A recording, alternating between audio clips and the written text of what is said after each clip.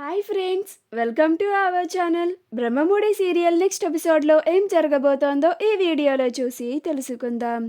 Hospital bill ఇంకా ఎందుకు pay చేయలేదు కావ్య అని నిలదీసిన సుభాష్, అపర్ణ అసలేం జరిగింది అని తెలుసుకోవడానికి ఈ వీడియోని స్కిప్ చేయకుండా ఎండ్ వరకు చూసేయండి. కావ్య అందరితో ఇలా అంటూ ఉంటుంది, ఇక నుంచి నేను ఇంతే, ఇంకా ఎవ్వరికి సంజాయిషి చెప్పను అని అంటుంది. అప్పుడు ధాన్యలక్ష్మి, వింటున్నారా అత్తయ్య గారు, మీరు ఒక్క మాట కూడా అనరేంటి అని అంటుంది. అప్పుడు కావ్య, చిన్నత్తయ్య, సంజాయిషి చెప్పుకోవడానికి మా అత్తయ్య గారికి కానీ మీ అత్తయ్య గారికి కానీ ఎలాంటి అవసరమే లేదు అని అంటుంది. అప్పుడు ధాన్యలక్ష్మి, అంటే ఏంటి, నువ్వేం చేసినా కానీ మేము చూస్తూ నోరు మూసుకొని ఉండాలి అని అంటున్నావా అని అంటుంది. అప్పుడు కావ్య, మీరు ఎలా అనుకుంటే అలానే అని అంటుంది. అప్పుడు ధాన్యలక్ష్మి, చూసావా రుద్రాని, అందరి ముందు ఎంత మాట అంటుందో, అయినా కానీ ఒక్కరు కూడా నోరు మెదపడం లేదు అని అంటుంది. అప్పుడు రుద్రాని, ఈ కావ్య చేసేవి అన్నీ మంచి పనులే అని ఓ తెగ వెనకేసుకొని వస్తారు కదా, మీ ముందే ఎన్ని మాటలు అంటుందో మీకు అస్సలు అర్థం కావడం లేదా?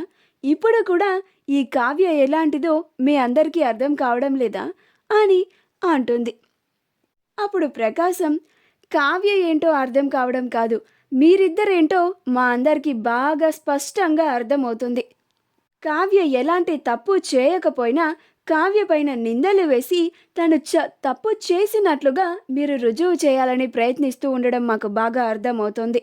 కావ్య ఈ ఇంటి బాధ్యతలు తీసుకోవడం మీకు నచ్చలేదు అని, ఇష్టం లేదు అని బాగా అర్థమవుతుంది అని అంటాడు.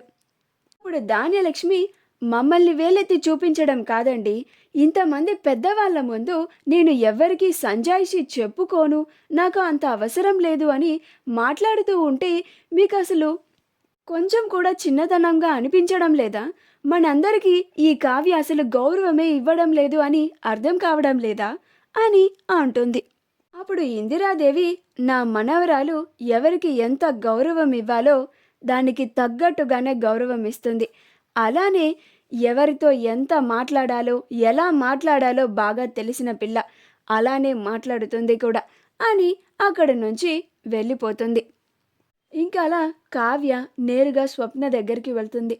అక్కడికి వెళ్ళి చూస్తే స్వప్న చాలా బాధపడుతూ ఉంటుంది.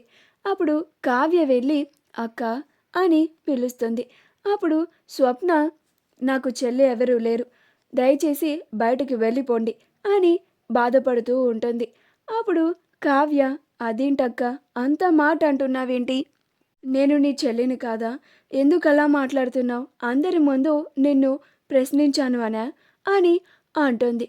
అప్పుడు స్వప్న, నువ్వు అందరి ముందు ప్రశ్నించావని కాదు, నువ్వు దుగ్గిరాల కుటుంబంకి కాకుండా నన్ను వేరు చేసి మాట్లాడినందుకు, అందరిలో నన్ను తీసి పడేసినందుకు అని అంటుంది. అది నాకు చాలా బాధగా అనిపిస్తుంది, నా మనసుని ముక్కలు చేసేసింది. ఇన్ని రోజులు నేను రుద్రాని కోడలినైనా కానీ ఈ దుగ్గిరాల కుటుంబంలో ఒక కుటుంబ సభ్యురాల్ని అని అనుకున్నాను. పాపం పిచ్చిదాన్ని, నాకు తెలియదు కదా, మీరందరూ నన్ను బయట దానిలానే చూస్తారు అని అని బాధపడుతూ ఉంటుంది. అప్పుడు కావ్య, తప్పుగా అనుకోకక్క, నేను కావాలని ఆ మాట అనలేదు, నన్ను క్షమించక్క, నేను కోపంలో అలా అనేశాను.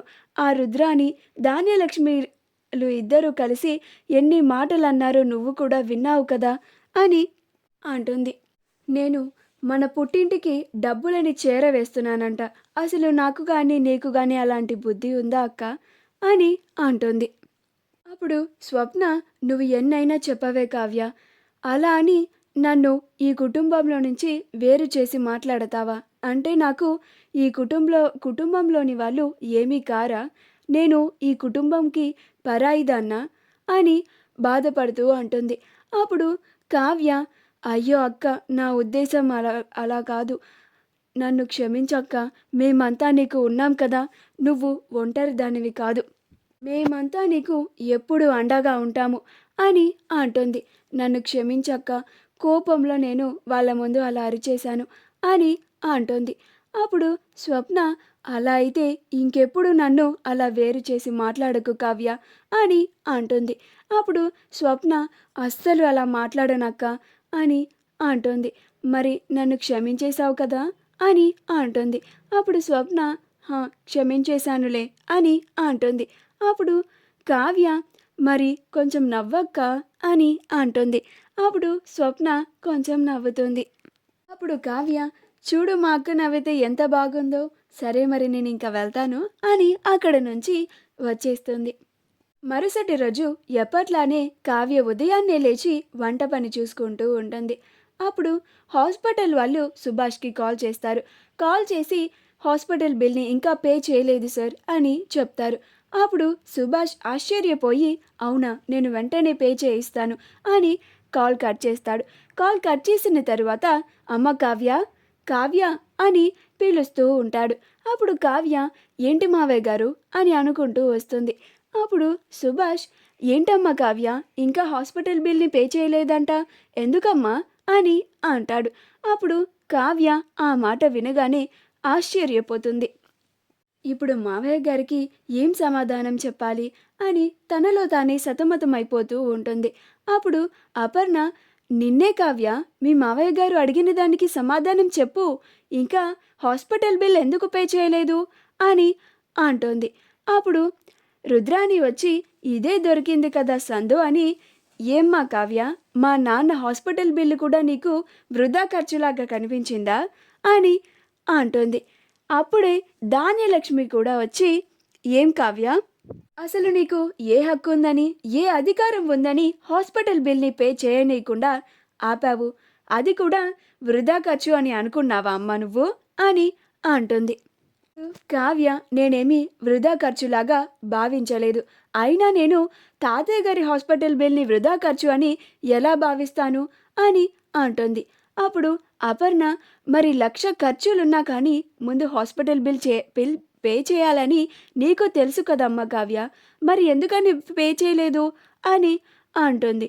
ఈలోగా అక్కడికి రాజ్ వస్తాడు. చెప్పవేంటి కళావతి, ఈరోజు మనం హాస్పిటల్ బిల్ని పే చేద్దామని అనుకున్నాం కదా, అందరి ముందు ఇలా మౌనంగా నుంచుంటే ఎలాగా అని అంటాడు. అప్పుడు అపర్ణ, లేదు రాజ్, నాకు బాగా అనుమానం వస్తుంది, మీరిద్దరూ కలిసి మా అందరి దగ్గర ఏదో నిజాన్ని దాస్తున్నారు అని అనిపిస్తోంది, ఏదో సమస్యని మీ ఇద్దరిలోనే ఉంచి మీరిద్దరే కష్టపడుతూ బాధపడుతున్నారు అని మాకు అనిపిస్తోంది, ఏ మా అందరితో చెప్పుకోకూడదా అని అంటోంది. మా వీడియో కనుక మీకు నచ్చినట్లయితే లైక్ చేయండి, షేర్ చేయండి, మా ఛానల్ని సబ్స్క్రైబ్ చేసుకోండి, పక్కనే ఉన్న బెల్ ఐకాన్ని క్లిక్ చేయడం మాత్రం మర్చిపోకండి.